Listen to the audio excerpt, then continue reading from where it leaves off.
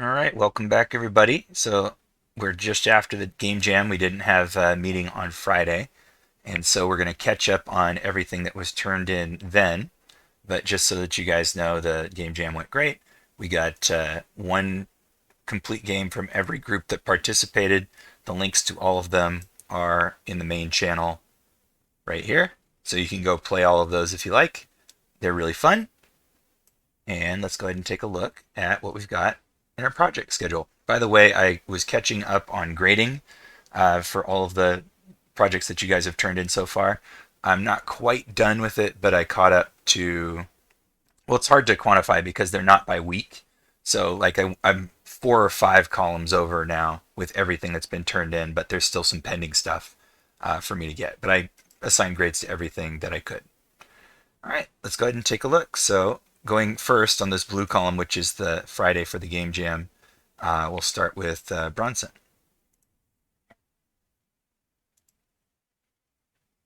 Let's take a look. 2-player versus game. Hit the other player with 5 snowballs. Okay, well, I'm 1 player, so the other player will just have to be like inert or something. Move left and right, jump, and throw snowball. A, D, W, and F. Got it. Oh, wow, I'm speedy. Whoa. And F. Okay. Pow pow. Oh, you can like stick into the walls. If I hold towards a wall, then I stick right into it. Oh, you can push each other around too. You're coming with me. Gotcha. Press escape to return to the menu. Well, that's great. A nice kind of rounded out project with a little bit of particle effects, a little bit of animation. Very good. And you guys can't hear it, but there's some kind of charming music in the background too. Excellent. Very good. Bronson here? Yeah, Bronson is here. Hello.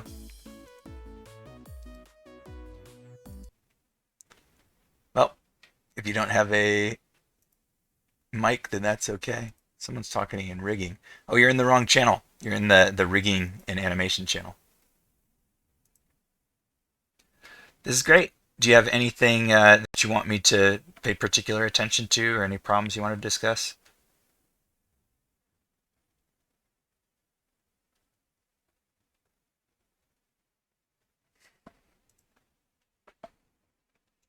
Nope. Great.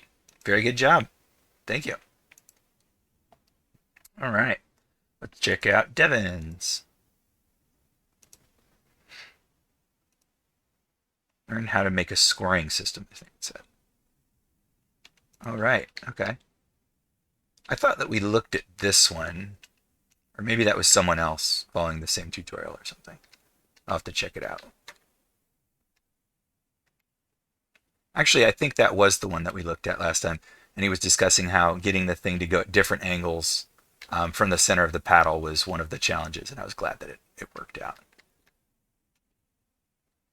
All right, very good. I'm going to lose a life. Let's see. Yep, that's working up there. Scoring is all working up in the top. They give you more points for the higher blocks. I think they do. 100 for green, 200 for purple. Yeah, 300 probably for blue, if I can get it to go up there. That was 2. Yeah, that was 3. 4. And, oh, and get it in the left over there. The game will win itself for me.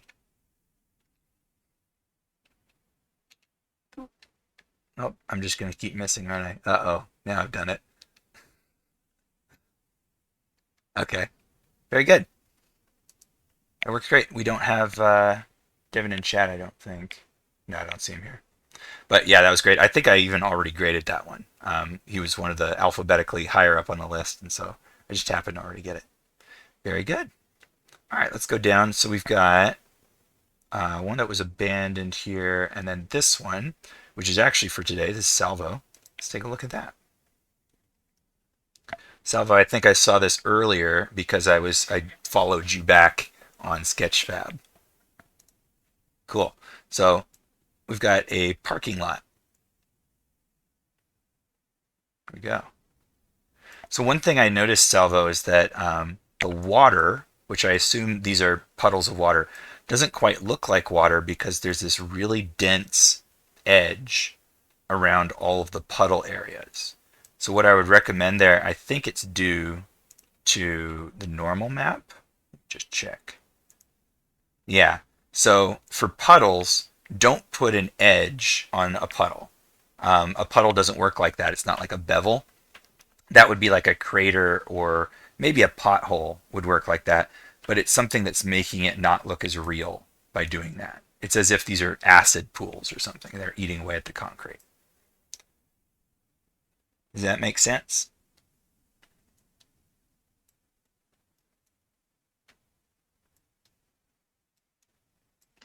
Yeah, that makes sense. Okay.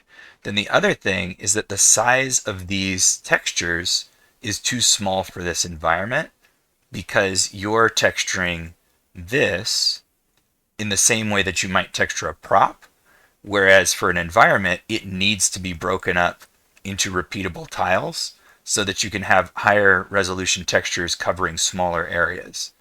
So for a parking lot, which conceptually might have a car like parked here, any square that's about as large as a car should have one full resolution texture on it, and then you just have to let that repeat over and over and over off into the distance, and be clever about how you divide up the space so that you can use textures in different areas, like the lines on the parking structure. Does that kind of make sense?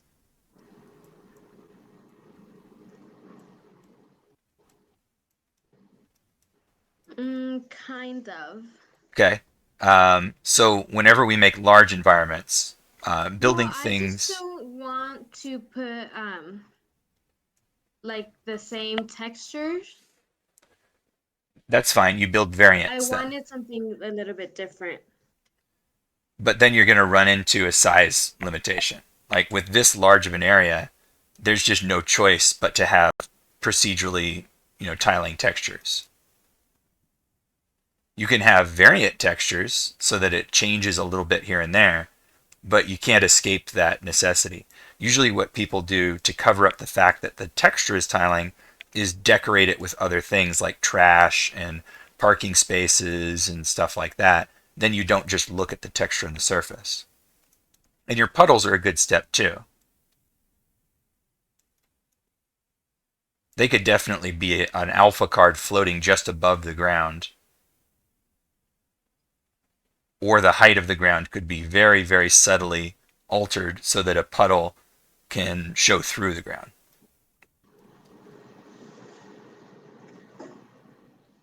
Okay. Yeah. So the problem though is So like, I look at tried to the add that through Unity, the water, but it looked more like it was just a painting on that. Would adding the water puddle through Unity work? probably not. Water is hard edged, but also doesn't have like a transition from the land to the water. It's just a flat plane that intersects the ground. So although a puddle might be a texture card, typically any water body is just going to be a flat plane with a texture that's repeating on it, and the ground is going to do the work of shaping the puddle by subtly dropping in height. Then for the edges of it to look slightly different, that's oftentimes a procedural texture where it detects the height differences and textures it slightly differently. It's kind of a complicated thing. I mean, water always is. I would say in your situation here, you'd probably get better results from just having a color and reflection difference with no normal map change at all, or just smoothing the normal map in those areas without the edge, and then it would probably start to look like water. But really, for like a puddle, if you look down into a puddle, you can see the ground underneath it. So there wouldn't be that much color difference.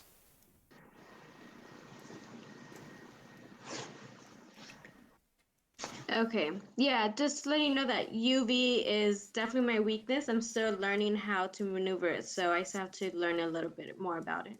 I could probably do like a demonstration of like texturing a street or a sidewalk or something.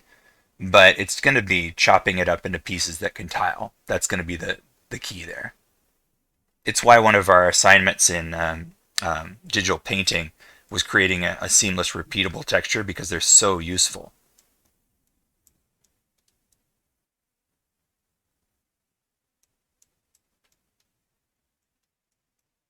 Okay. Then Yeah. at Hmm. this, I was also going to just point out like the reflection in the puddles themselves, how it looks kind of square and faceted. That's because of the size of the texture. So that'll go away once you have a higher resolution texture.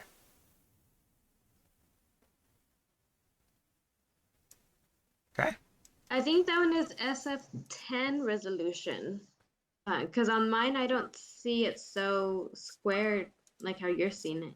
SF10. I'm not sure what that is.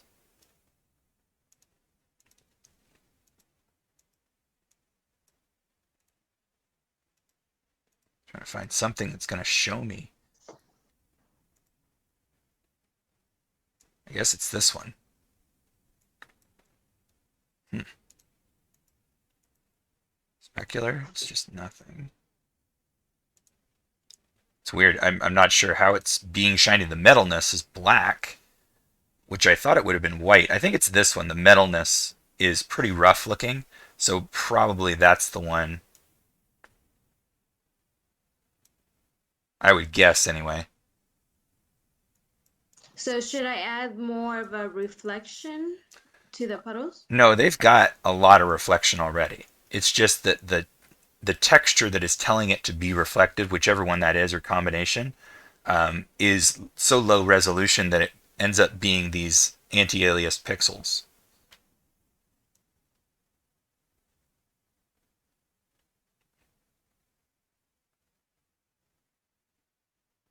It just has to be a higher resolution texture. And we do have to see the ground through the puddle rather than turning blue.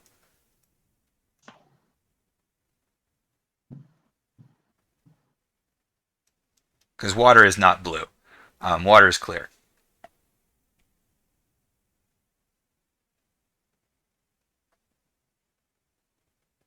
So that makes sense? Okay. Yeah, I just wanted to add the color to make it more clear that it was the water. Yeah, but that instead makes it feel like it's antifreeze or something.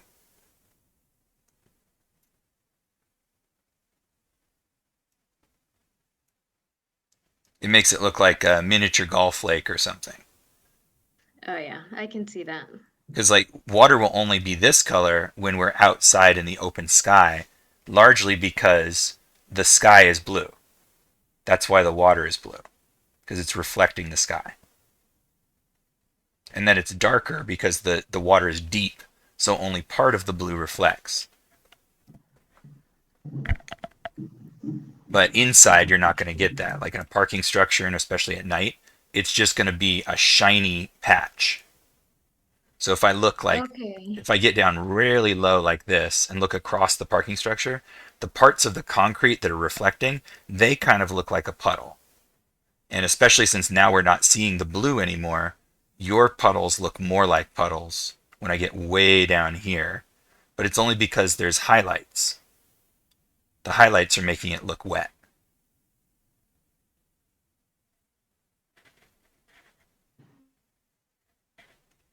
So Okay. all Yeah, I you can definitely change the color for my puddles.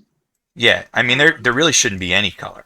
It should just be the same color as the ground, and the difference is between shiny and not shiny. So if you had like a concrete texture like this and an amorphous blob of shininess, and the rest of it was more matte and less shiny, it would look like there was a puddle there. There is a slight color difference, like the darkening of the concrete, but it's nowhere near as apparent as the reflection.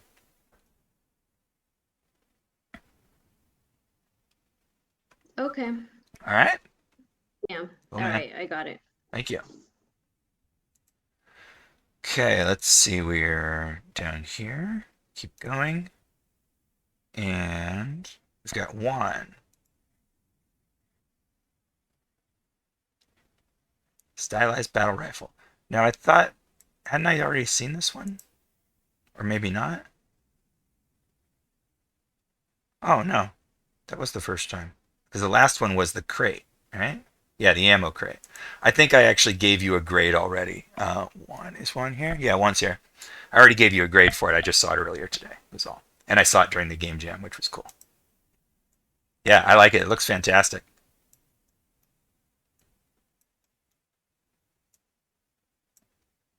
Do you have anything to add to that one? Problems? Triumphs?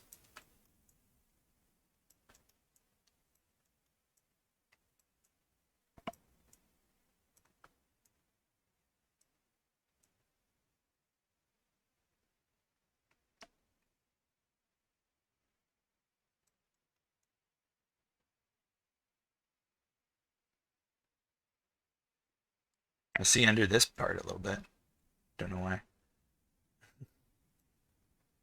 Struggled with the UVs? Okay. Let's see. They seem orderly enough. Let's see the base color, 3D and 2D. Holy shit. Okay. Wow. I did not think that's how that was going to look.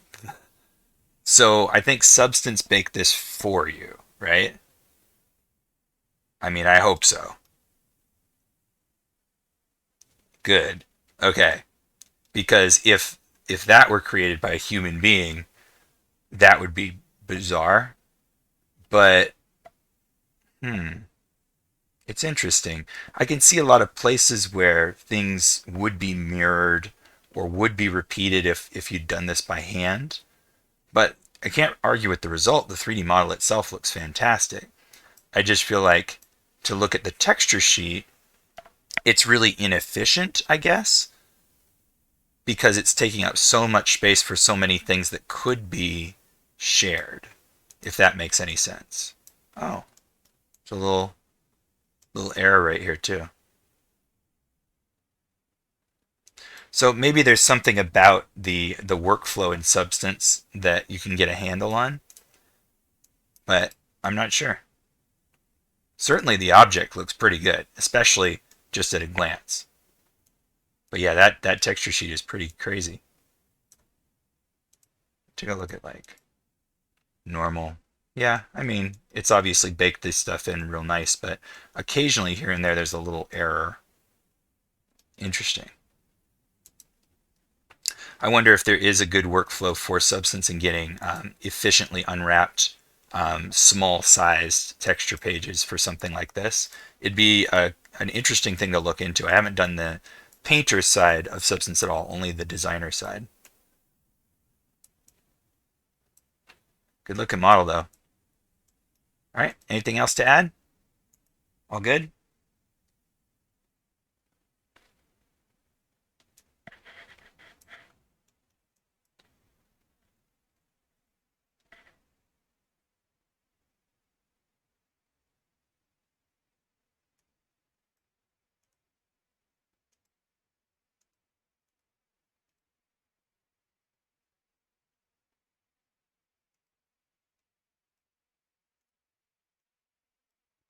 My goal for the project was to bake a high poly onto a low poly. Well, yeah, I think you did it. I mean, let's look at the wireframe. Yeah, you definitely did it. So that's good. I think that the way that you did it works, but there's probably a way to make it a more efficient distribution of where all of the texture information goes. My thought though is that if I were doing that by hand, I know what I would do. I would, fully plan for how many duplicated pieces I was going to have, and I'd bake them ahead of time and duplicate them after. I'd have to paint in certain details or fake the baking in certain ways where I had like a proxy object in place in order to affect the lighting, and it would be a lot of work. If Substance Painter has tools for that, then I really want to know about it because doing an efficient bake of something like this would be a major task. It would take a lot of hours. So it's worth knowing. If they've got a way to do that, then 100% that's something I'd want to know. Very good. Thank you. All right. And Matt, how's it going with your project? Hey, how's it going? Hey. So we're still in that environment with the bird and stuff.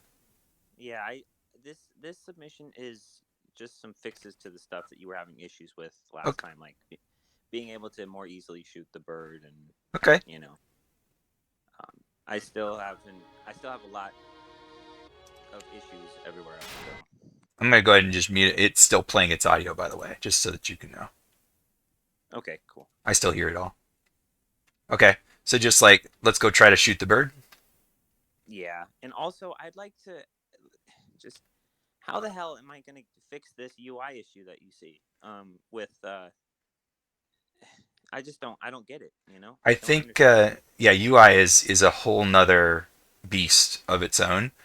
But from what I know about it, anchoring UI to the corners of the renderable space and then giving it a sort of offset back into the scene is the way to make sure that it reliably renders in a predictable way. I don't 100% know if what I just said is true, though, because I haven't tested it personally enough to know. But based on the information that I've found that instructed me on how to do UI, that's what it was saying. Okay, so I got Would to that be grab. done in would that be done with code like in a script? No, it's actually done in the component in Unity. Oh, Since yeah, I GAM. think you're like the last one that we're looking at, so I could hop into Unity and like try it. But the thing is, we wouldn't know if I were right until we'd exported it to itch, and I'm not going to be able to do Right. that today. And I think where my issue is where I might have the wrong thing selected where it's supposed to expand, shrink, or be a constant pixel size. Mm. I have them all on shrink because that's what works within Oh, the Unity got him. editor you know, when I full screen it, it works within the editor Hmm. within that selection, but when I upload it to itch, the aspect ratio is wrong. Even when I manually enter the aspect ratio, Yeah. like pixel by pixel, it's Hmm. still wrong. Okay. Yeah, the publishing size is then another thing entirely. But yeah, I mean, I don't have a whole lot of experience with that either because the only thing I've published have been pretty simple tests, and I didn't really even have UI. But yeah, I think anchored is the way to go, at least for that part of it.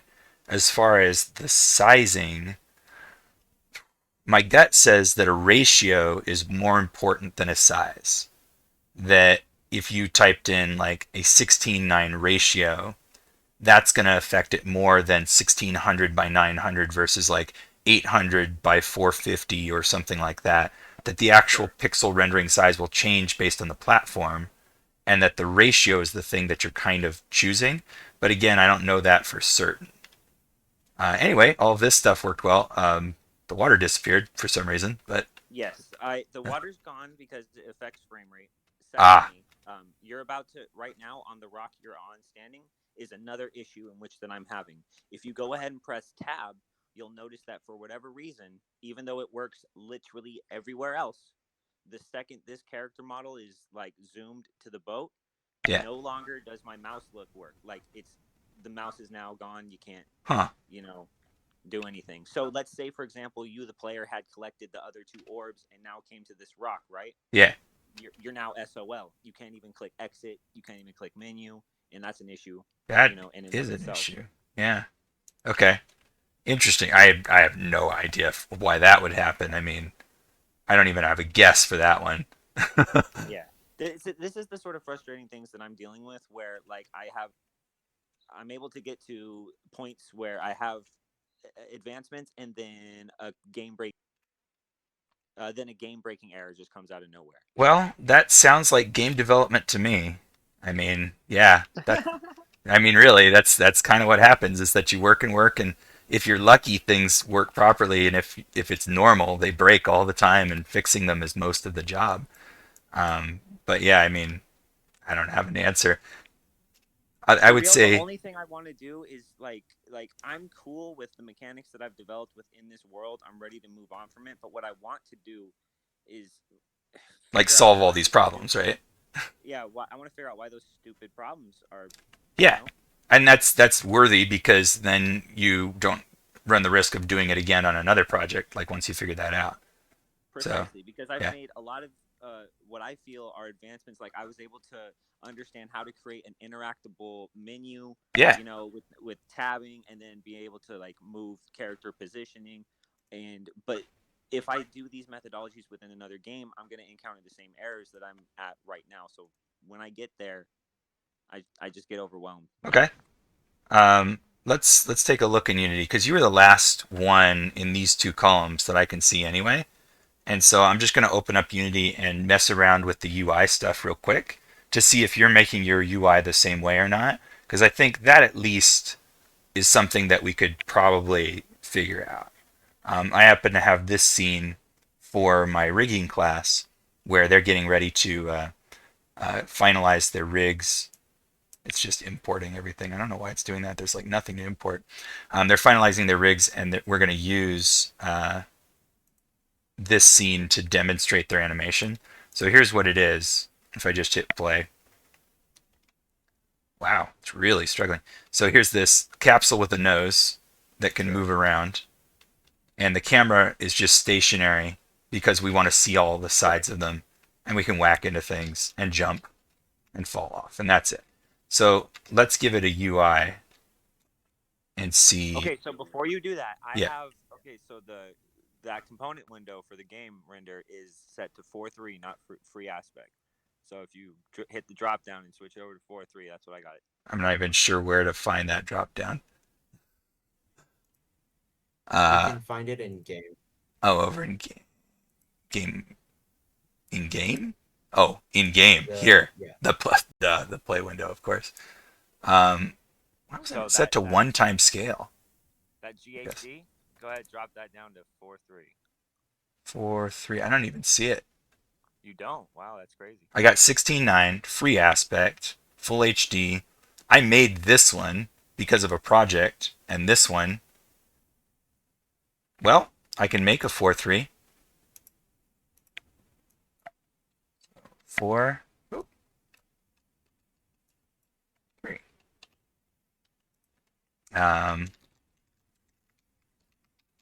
TV aspect. There we go. Perfect. Okay, so this is what we want, right? Then That's how it should look. yeah. So let's make some UI then. We'll make a UI text, and we'll just write over here, testing words. I see them down here. So first, this icon right here is mostly how I Joking. no, that. I never click on that. Okay. That has a thing. Yeah, it has a lot of functionality. So this is definitely going to solve your problem then. What this thing does, right, is it helps you to anchor and set the pivot point for UI elements. And so what this thing says is Shift to set the pivot, Alt to set the position. So I hold both of those and then decide where I want this to occur. So in this 9 grid in the center, I'm just going to hold Shift and Alt and click the bottom one. So that means it's anchored to the middle bottom of the screen. Oh my god, that's it. That's the solution. Dude. That's it. That's it right there. Yeah. And then what the position X, Y, and Z do is they offset it based on the anchor. So if I use position Y, then it's bottom center of the screen plus this much. So we'll set it to like 30. I don't know. Then I know that the size, where is it? Anchors, pivot, rotation, the width and height, that's the one. The width and the height, if they're not set big enough, then your text may not appear at all if your text is too large. So if I set the font size to like 20, okay, let's keep going, to 30. There we go. At 30, I no longer have any visible text at all. So if I increase the width, it might help eventually, but probably it's the height. There we go.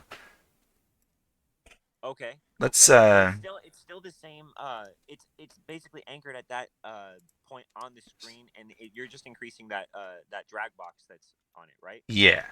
And I'm trying to see, like, can I see the bounding box in the scene view. I think I have to be in the game view to see it, but I'd love to see the bounding box. Of the text? Yeah, Yeah, just go on the canvas, press text, press F, and it should zoom you on the thing. that's it. That's right. Oh, yeah, okay. Cool. So now, there we go. Okay, so the problem was I didn't have enough height, and if you don't, then it just disappears. But you can see now there's the anchor and pivot Okay. point down there. I don't know why you would set the position but not the pivot. So I just always do both. Maybe there's a reason, but I don't know. The other one that's going to be your friend is probably the stretch. By using those, no matter what size the renderable state is, it will fill horizontal or vertical or both. So if you had something like, I don't know, an overlay texture for the whole camera, then you'd probably want to pick this lower right one. Okay, because I do have some of those full screen effects on like a zoom in, and then like there's a fade in and a fade out. Yeah. So okay, So you might want to use those. And I think the pivot point at that point is probably right in the middle, and the position is right in the middle still. But then this is to set the scale to be the scale of the scene camera. There could be problems with that. I've never honestly used that one. It might distort the texture, so it's worth a test, but at least this much is probably going to help immediately.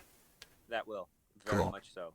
I literally Um, think that's the answer to why the things aren't going, because I have Probably. everything anchored to middle, and like when I move them with like just like the free move, and I think that's why they don't maintain their ratios. You do also have like some complicated bits, like you had a UI mini map with a border, right? So like Yeah, an image and a one's being camera. one's being casted with script on there, like the minimap, and then the border is a UI element. So Yeah. So you can also, I think you have to make additional canvases, but if you make another canvas and make it a child of the original, I believe you can treat this like a group within UI.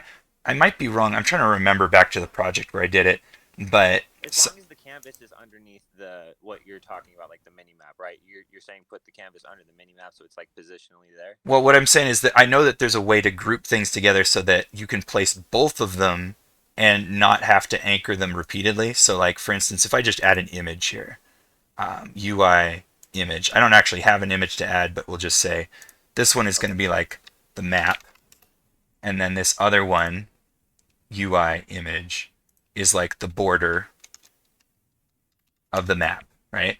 We don't want to place this one upper left pivot and then place this one upper left pivot. We want them both to be treated as the same object. So instead, what I would do is make both of them center middle pivot like this. And then this one, I would make upper left pivot, but I would put both of these inside of that, like that. And so let's try that again. Oh, they're not moving. So I have a position problem. Height and width should be fine if it's like the full thing. Upper left. So I might be wrong. It could just be a game object and I put like a rect transform on it. Let's try that. I'm going to make an empty. We'll say this is our group. I'm going to put it inside the canvas, the first canvas, and then just add a component of rect transform, which I think is in UI. Rect image text slider selectable scrollable. Is it this one? Effect. I don't think it's effect. Is it a canvas only thing? It should be, yeah. So if I select one of these, there it is, a rect transform, a canvas. I bet it's a canvas renderer. That's probably what it wants. Canvas renderer. But no, that's what I've got in the other one. I thought it would be in here, but it could be like in miscellaneous. Grid. Constant. I'm not seeing it. Could be rendering. Here we go, in rendering. Okay, so I'll put a canvas renderer on this blank thing. Okay, it didn't give it a rect transform. It's got a 3D transform. Maybe I had to make a 2D object, but see, this is why I chose this, because it has those components already. A canvas scaler, a canvas, a rect transform, graphics raycaster in case you wanted to click on it. That's why I thought this would work, but for some reason, well, let's put these back. So if I put this back in the middle, yeah, okay, so there, oh, there's the whole canvas. I think I have to change the size. Bring the size down. This might do it. Okay, so anchor presets, if I just click, I don't know which one of the three it moved, because Alt is supposed to be position. Okay, it did it that time. I think it was just the size I had. So if you have a second canvas underneath your original, like this is the one that renders to the camera, this one is now just being treated like a group, and you could rename it if you wanted to. It's giving me a warning, non-root canvases will not be scaled. So maybe this component we can just turn off or get rid of.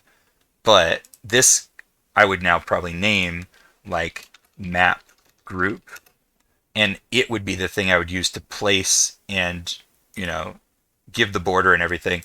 Whereas these ones are still in the center of that sub canvas, so they won't move around and stuff. Gonna make sense? That's a great idea. Okay. A great idea. The other part is, just because I want to learn from my mistakes and pass them on to you guys, don't animate UI elements. You're not supposed to animate them. You can change them via code. You can even animate them via code, but you can't animate them as in add an animation component, set keyframes, that sort of thing. And I only know that because optimization demands that you not do that. You can totally do all that. It's just very, very inefficient to do that. Cool. So Yeah. if I hit play, I mean, I should get a border there. I should get this here. So right now I'm not in full screen. It's all working. Let's tell it to maximize.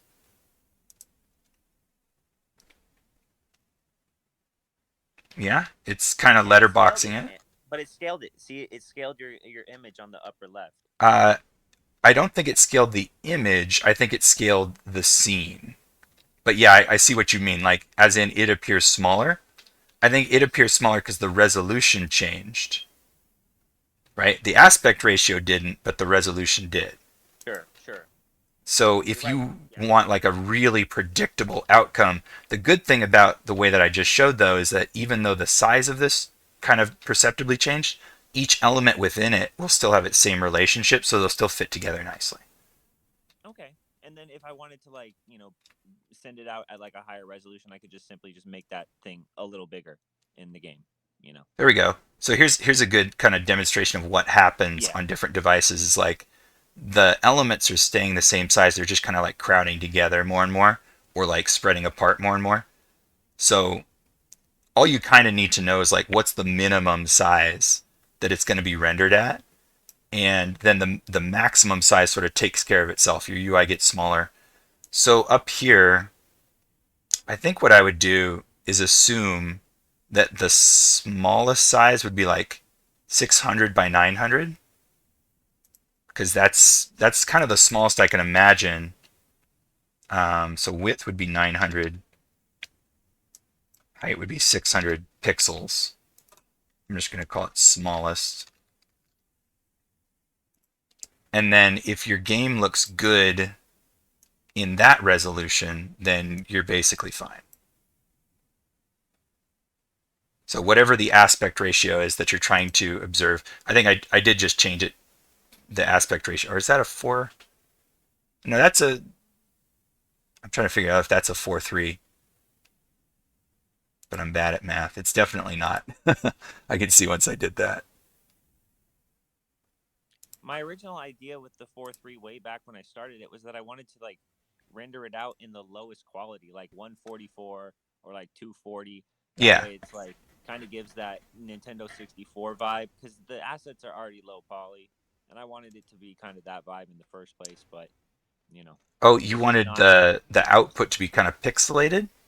like I, a I like a know that I could do PlayStation that. 1 game would be. I I know that I could do that with like camera effects and stuff. Yeah, I think you have to do it with camera effects.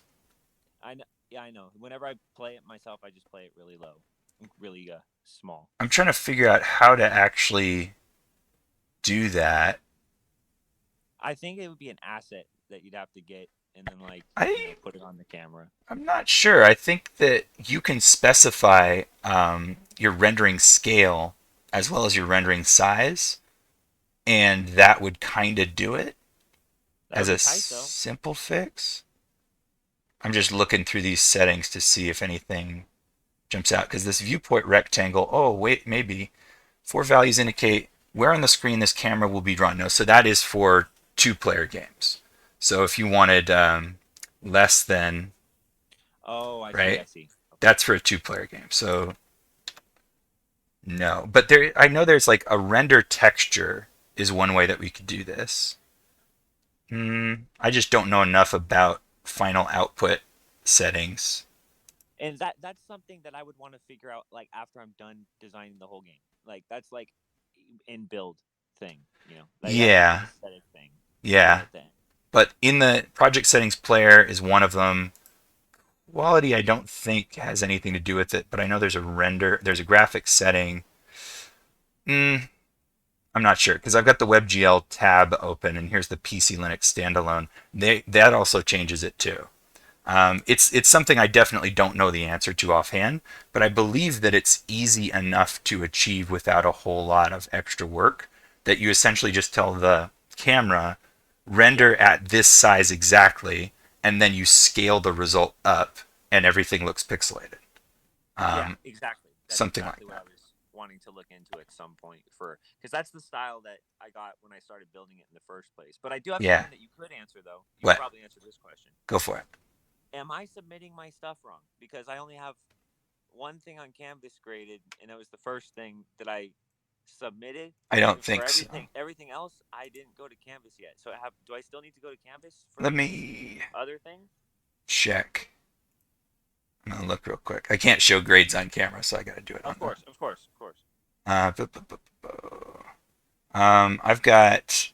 Okay, probably then. So I've got one submitted assignment from you, and then nothing else. So if So what? then I would need to go in and like put the. I need to go fill out the Yeah, forms about it. yeah. Okay, all right, So that sounds this is good. just to get me the link and get me to review it. The forms are for a grade. So if you want a grade for every single one of these, fill out one for each one. If you Yeah, only want a grade for, say, every two of them, only fill out one for every two of them. Because sometimes you're gonna, put a link here and it's not changed enough to get a grade yet. Like sure. between this one and the current one, probably treat that as just one project instead of two, because Okay. this was like fixes, right? But however many you think represent a significant amount of difference, then yeah, fill out the form for them. Okay, for sure. Because okay, that's really important that I get those submitted. Then okay, Yeah, for sure. and only do it. This is kind of a global note for everyone. Only do it in order. Just if you've done project one, then do project two, do project three. Don't try to do it by week. Some people like jumped two or three, so they submitted one and then four, and I'm like, wait, no, don't do that. So that's just a global note for everybody. Got you. All right, cool. Anybody else comments, questions, things that they want me to take a look at? I went ahead and threw up that hair card. You did what now? I went ahead and threw the hair card that I was working on. Oh, is that in the project schedule now? Yeah, I threw it on the schedule. Ah, okay. I didn't quite understand what you were saying at first. Like you threw up? Like what? There we go. Yeah, and Yeah, Sabo has a question too. Okay. Let's take a look. Oh, right, for your sculpture. Okay. So this would be kind of the treatment for the hair on the character. yeah, this was figuring out how to make all those maps and stuff. Cool. I mean, matcap is going to be like the best representation right here, I think. But yeah, I mean, I think it'll work, especially for wispy hair. I don't see why not. Yeah. Oh, it won't show that. It won't show the super cool ambient occlusion map. No? Maybe it's the specular one? I don't know. Oh, ambient occlusion, if you baked it in, then it would. But in this scene, it wouldn't because there's nothing nearby this single card. Yeah, it's baked in. It's a map. Um, Maybe I put it in the wrong channel. is it that one? I put the normals on my bump map one. I don't know why that's not showing as normals either. Were they black and white? No. Well, that's weird. Although, I mean, we're getting an effect. Yeah, it does work. I guess I got to figure out how exactly. I guess I would assume ambient occlusion would be baked in a base color. That's where I would guess. Oh, okay. So it kind of just combines things. Yeah, does this look darker than before? I mean, you're really going to see it once you have like overlapping separate, cards. Then you'll start seeing ambient occlusion. But for just a single card, I just don't think you're going to see it. Looks good though. I say keep going. It was the thing is, it was an X-Gen like thing. So there's all those hairs are like there's strands from X-Gen. So it's the ambient occlusion of those strands on each other. Then it's probably right here. Yeah. That's what I would guess. When you get your final rendered result, I'll be interested to see whether or not the reflection has that hair quality. Right now, as I look at it, the matte cap surface looks flat, whereas the reflection should probably look like hair, but the specular is flat gray too. So what you might want to do, I mean, if you say it's X-Gen, if it's not feeding that in, take your base color, make it grayscale, and if you can, get rid of the ambient occlusion and apply that as your specular, and that might give you a better highlight when you're finally rendering. Because right now you're going to get a flat reflection on the hair, which is definitely not what you'd want. Yeah. But all of it's kind of guessing until we see it applied, and also stuff that could be tuned after the fact. It's not going to stop you from working on it. Cool. Yeah, I just got some stuff to figure out still. Awesome. Keep going. All right, you guys. Anything else? Okay, then that's it for today. Yeah, I have a. Oh, I have a sorry, yeah. question. Salvo had a question. I'm sorry, I forgot.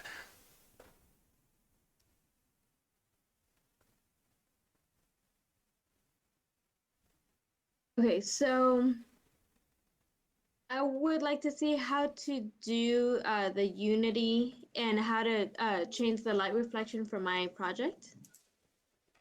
How to change like the light direction in here?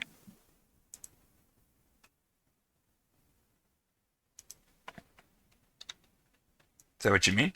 Yeah, so for my project, the one that I uploaded with the parking lot, I want to see how to change the reflection because I don't have the sun, so I have the light, and see how I can change the reflection on my project. Now you're saying Unity, but I don't think Unity is the program that you mean, because Unity doesn't export scenes necessarily. I mean, it can, I guess, but you probably mean Maya.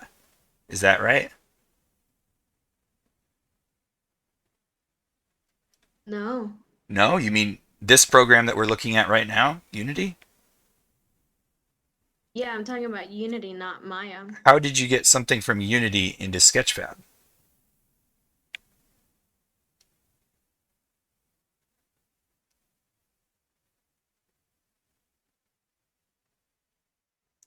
No, I didn't use Sketchfab. I just used it straight through Unity. Well, I mean, the project that we just looked at was in Sketchfab. Are we not talking about that parking lot?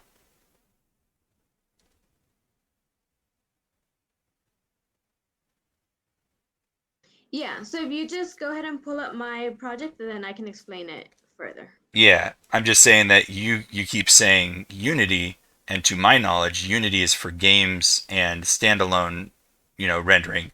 But what we were looking at is Sketchfab, which is a model viewer. And you don't make models in Unity. You use them in Unity, but you don't create them there or texture them there. Yeah, I know. Okay.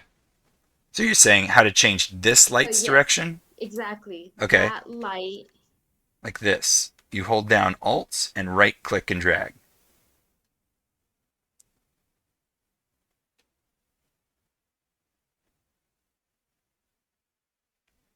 Yeah, so I want to see how I can like upload a light on there so you can see the light reflection on the floor.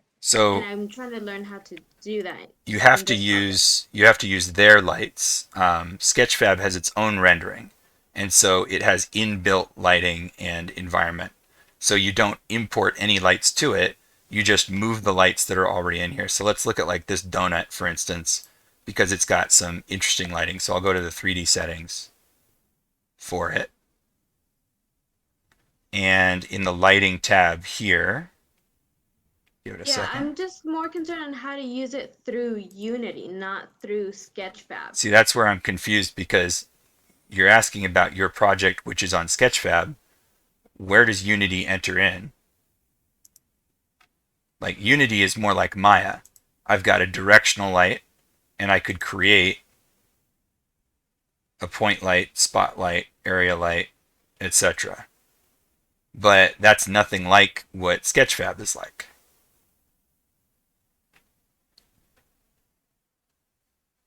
Yeah, my project is all on Unity. I didn't use Sketchfab. Your parking lot.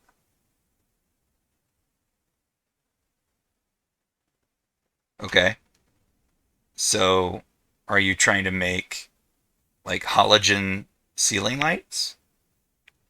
Well, yeah, because originally the parking lot was dark, and so I wanted to add some lighting in there to illuminate it, but I'm just struggling with that to show the reflection on the floor. So I just want some help on how to do that. Okay. If we're talking about technical, you just go to the plus light and add the lights that you want. If we're talking about the artistic, then I'm going to struggle to help you because I don't have a scene that has normal map based textures in it in the same kind of environment as you. But just know that similar to Maya, we have almost all the same light options available. Point light is a small floating bit in space. Whoops, where'd it go? I lost it. Platform, cube, ramp. Where's that light? Did I hit? Oh, is I it think it's in this? that cube. It's in the canvas. That's silly. Okay. So a point light, right, can move through the environment and has a fall off just like in Maya. And a spotlight, same sort of thing where we've got a cone and an intensity, right? It's all the same kind of tools.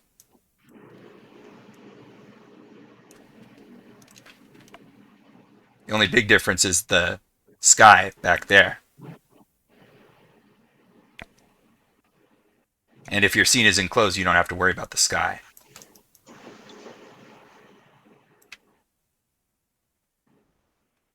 Does that answer anything? I mean,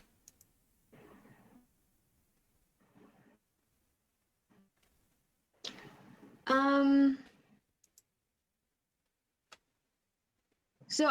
well, I guess what I could try to do, just get rid of the light completely now, just to see it all dark, and then I can try to go in and add the light in afterwards. yeah, I mean, that typically when you're lighting a scene, that's a good way to start. You start from darkness and add the brightest sources and then move your way up. But the only two parts of lighting in Unity are this lighting tab, which is more to do with the environment and what is baked in, and then these lights, which have shadow settings and intensity settings, and that's it. So they've got a color, they've got an intensity and a range, right? Color, intensity, and range. This one will help you to set the environment lighting. So essentially the reason why this is gray instead of black. If I want it to be black, then I guess I can change this to black, the skybox multiplier to 0. Maybe let's change the skybox to a color, set it to black. Maybe eventually I'll get down to black. It's like not really.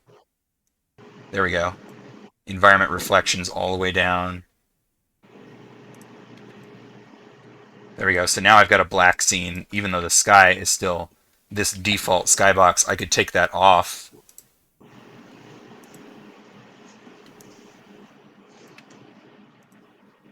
Now it's default blue. Okay, that's probably the camera's fault. Let's see. Yeah, okay, the camera background is set to blue, so I could set that to black.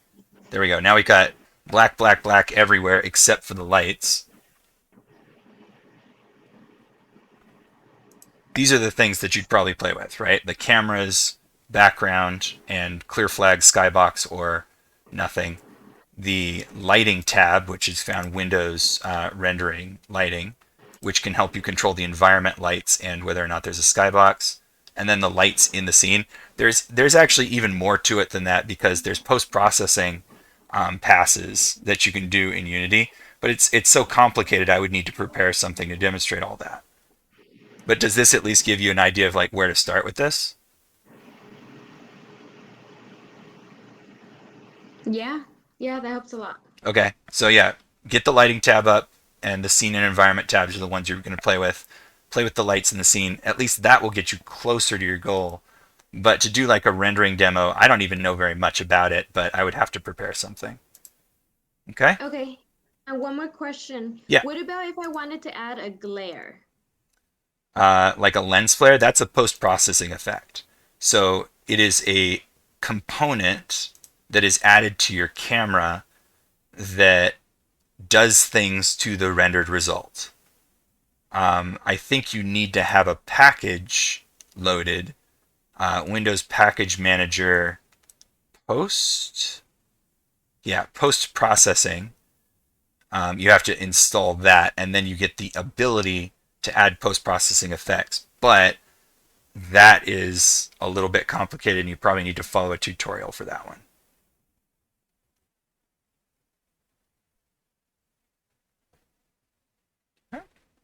So Windows Package Manager, add that in, and then it allows you to add post-processing effects to the camera. And the camera has all sorts of things like bloom, the ability to change the contrast of the scene, sometimes filtering effects, depth-based effects, that sort of stuff.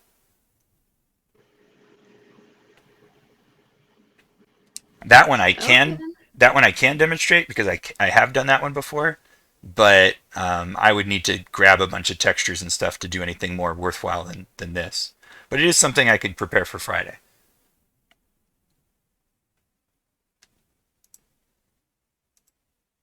Yeah, that would be nice. Okay.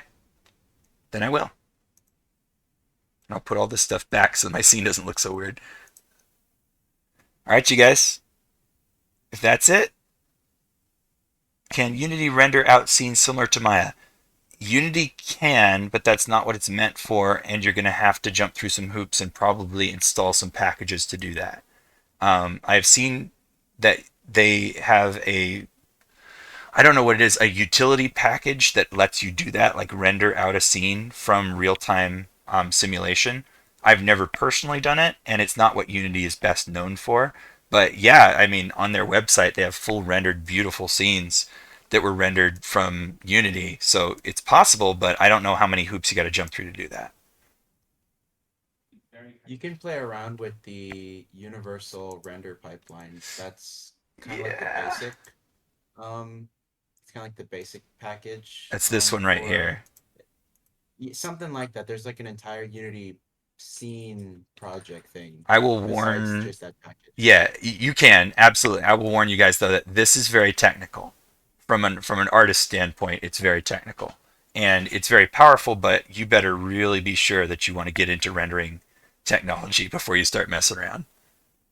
Also, shader graph is another really good one. It helps you build shaders. Shader is a whole nother part of the rendering pipeline. Visual effect graph, same thing. There's a lot. All right. I think that's enough for now. And unless there's any other questions about this stuff, I will try to prepare like a demonstration for Friday of just basic rendering methods inside of Unity. It's not something I usually do, so I might be a bit rusty on it, but at least getting materials to look the way you expect, lighting them, and controlling the environment effects is easy enough. The harder stuff is when you start to bake your lighting into your scene, which is very, very valuable to do, but not something I have very much experience with. Okay. Hey Tabor, I got a quick question. Sure. Is whoops, since we're students and everything, does Norco provide any access to us to Maya? You should have free access to Maya because you have a Norco email, and I believe on Canvas I have instructions for that. Let me check real quick. Because I've been like wanting to look into that again, but I don't know if we're allowed to, have access. If you go to the course on Canvas and in modules, look at where do I get software, I think I put it in there. Autodesk Maya, yeah, go to this URL. Cool. And you have to verify with your Norco email. I'm going to paste that in chat real quick. Tight. Thank you. There you go. All right, that's all. Cool. All right, you guys. Ciaba has one more question. Yeah, go ahead. Okay, so am I able to upload the light source from Maya to Unity? Can I do that? That's not typically something I would do.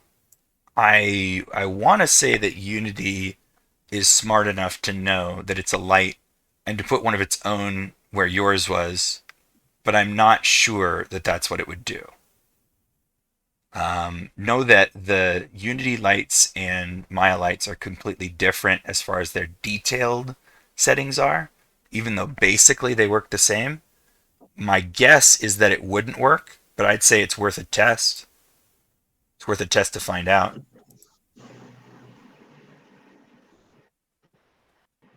Okay, yeah. Cool. I'll go ahead and test it out. All right. All right, you guys. Then that's it for now. We'll have a demonstration on Friday. And yeah, if you have any other questions, send me a message. I'm going to try to get through the rest of the grading before then so that everything that you guys have submitted up till now has a grade applied to it. Cool. Thank you. No problem.